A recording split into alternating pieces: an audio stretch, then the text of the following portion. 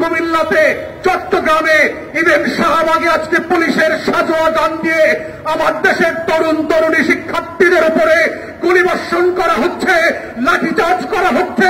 এটা পাঞ্জাবের আমল না, পাকিস্তানিদের হাতে আমরা বন্দী না, এটা 190 বছরের জমিদারি শাসন না।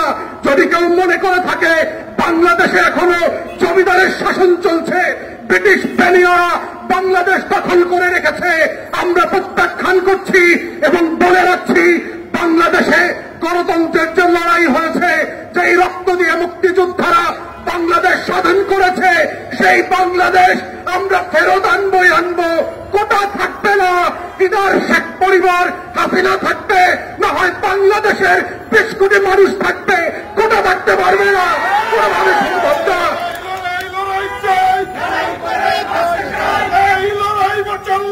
এই লড়াইয়ে জিততে হবে, বাকশালীদের বিরুদ্ধে লড়তে হবে একসাথে,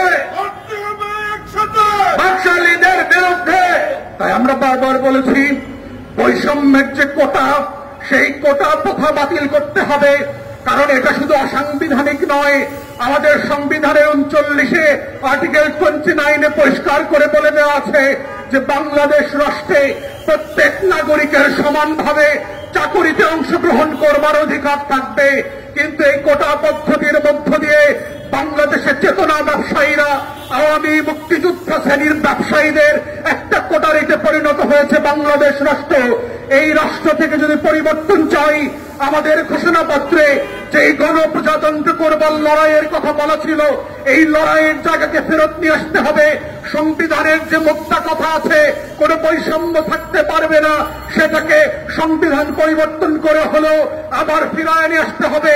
দেশে কোনো কোটা থাকবে না, শুধুমাত্র পাহাড়ি থেকে পিছিয়ে পড়া জনগোষ্ঠী আর প্রতিবন্ধীদের জন্য সর্বোচ্চ 5% কোটা থাকতে পারে।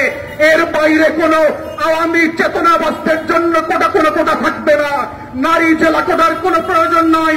বাংলাদেশে মেধার ভিত্তিতে রাষ্ট্র পরিচালিত হইতে হবে, এটাই আমাদের স্বাধীনতার অঙ্গীকার ছিল। এই লড়াই চলছে এবং চলবে, কারণ কোটার যে লড়াই, এটাই আমাদের গণতন্ত্র এবং প্রজাতন্ত্র গড়বার লড়াই। এটাই হচ্ছে বৈষম্যের বাহিরে এসে গণপ্রজাতন্ত্র সাম্যবাদী রাষ্ট্র করবার লড়াই। ইগালিটেরিয়ান প্রিন্সিপালের উপরে ভিত্তি করে, সেই ফ্রিডম অ্যান্ড লিবার্টির প্রিন্সিপালকে ভিত্তি করে বাংলাদেশ রাষ্ট্র স্বাধীন হয়েছিল।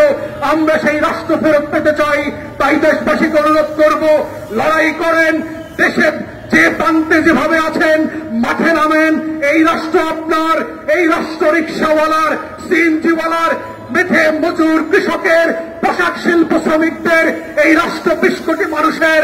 আওয়ামী লীগ আর শেখ পরিবারকে এই রাষ্ট্র ছাত্রওয়ালা দলিল করে লিখে দেওয়া হয় নাই, কখনো দেওয়া হবে না।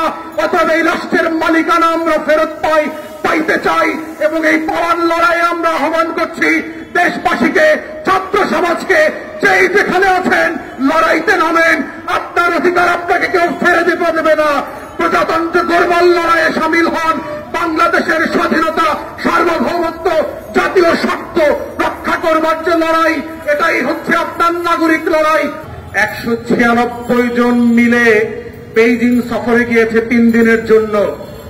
আপনারা যদি কেউ বিমানে চড়ে থাকেন, লম্বা ফ্লাইটের ডলারে পেমেন্ট এবং এটার খরচ বুঝে থাকেন, তেলের পেট্রোলের কত টাকা খরচ হয়, এই 200 লোকের ওখানকার 5 স্টার হোটেলে থাকতে কি পরিমাণ খরচ হয়, প্রত্যেক বেলা খাবার দাবারে কি পরিমাণ খরচ হয়, কয়েকশো কোটি টাকা 3 দিনের জন্য মাসুল দিয়ে শ্রাদ্ধ করে আসছে বেইজিংয়ে, যার ভিক্ষার ঝুলি হচ্ছে মাত্র $140 মিলিয়ন।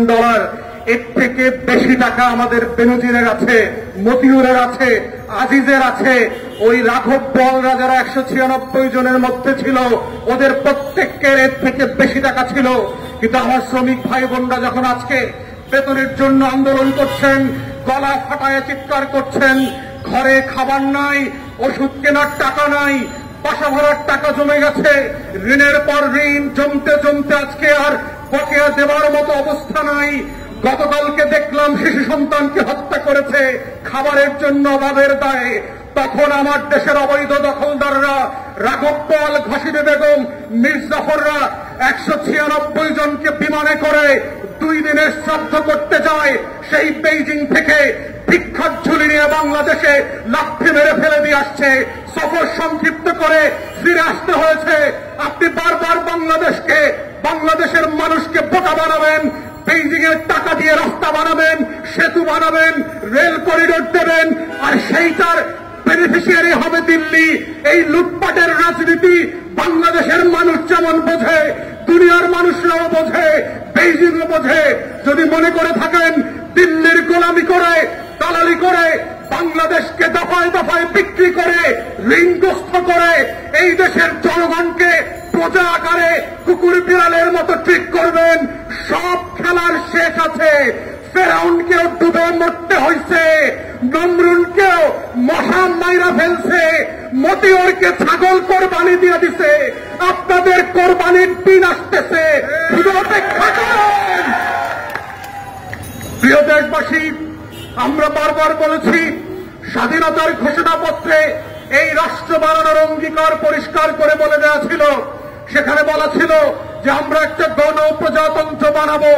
এর মানে হচ্ছে বাংলাদেশের তখনকার 7.5 কোটি গরিব মেহনতি মানুষ, রিক্সাওয়ালা শ্রমজীবী মানুষরা মিলে একটা নিজেদের বাংলাদেশ বানাবে, যেই বাংলাদেশটাতে কোনো বৈষম্য থাকবে না, রাজা প্রজার বিভেদ থাকবে না, ব্রাহ্মণ আর নমশূদ্রের বিভেদ থাকবে না, জমিদারি প্রথা থাকবে না।